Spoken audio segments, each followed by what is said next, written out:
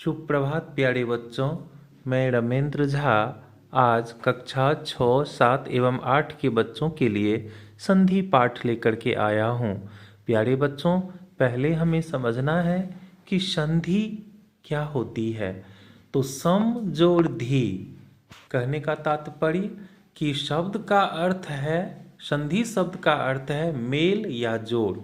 दो निकटवर्ती वर्णों के परस्पर मेल से जो विकार उत्पन्न होता है वह संधि कहलाता है। संस्कृत, हिंदी एवं अन्य भाषाओं में परस्पर स्वरों या वर्णों के मेल से उत्पन्न विकार को संधि कहते हैं।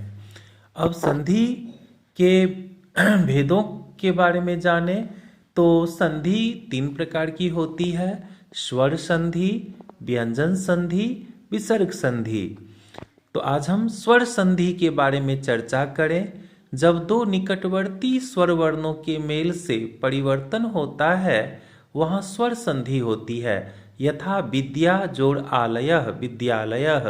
प्यारे बच्चों, संधि में दो वर्णों के मेल से विकार उत्पन्न होता है, लेकिन अगर हम यहाँ देखें कि दो शब्दों का भी मिलान होता है। विद्या प्रथम पद है और आलय उत्तर पद है। विद्या जो है इसमें अंतिम वर्ण आ है। जब इसका वर्ण विच्छेद करते हैं विद्या का तो अंतिम वर्ण आ होती है, और आलय का प्रथम वर्ण भी आ है। यहाँ आ और आ दोनों के मिलान से जो विकार उत्पन्न हुआ है वह आ ही रहा।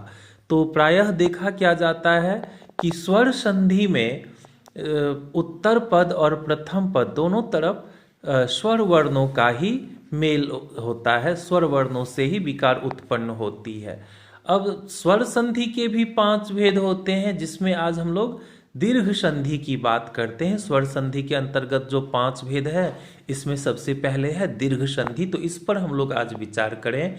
हर्ष या दीर्घ अ, ह्रस्व ई, ह्रस्व उ, री के बाद हर्ष या दीर्घ समान स्वर आए तो दोनों के स्थान पर दीर्घ आ, दीर्घ ई, दीर्घ ओ, री होता है। कहने का मतलब कि जब हम स्वर वर्ण की बात करते हैं तो स्वर वर्ण में भी एक होता है सजातीय और दूसरा होता है विजातीय स्वर वर्ण। कहने का मतलब कि अ आ के साथ प्रथम पद में अगर अ आ है और उत्तर पद में भी अ आ ही है तो वहाँ पे दीर्घ संधि होगी, यानी कि अ के साथ आ ही रहा, आ के साथ अ वह भी आ ही रहा। इसी तरह से अगर प्रथम पद का अंतिम वर्ण हर्ष ई या दीर्घ ई है और उत्तर पद का भी प्रथम वर्ण हर्ष